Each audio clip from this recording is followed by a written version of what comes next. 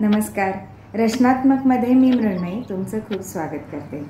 आज मी तुम्हाला विकत मिळतात तशा साजूक तुपात भिजवलेल्या सुवासिक फुलवाती कशा तयार करायच्या हे दाखवणार आहे। एकदम सोपी पद्धत आहे, नक्की करून बघा आणि आपला अभिप्राय मला कमेंटमध्ये सांगायला विसरू नका। असेच नवनवीन व्हिडिओ बघण्यासाठी चॅनलला नक्की सबस्क्राइब करा।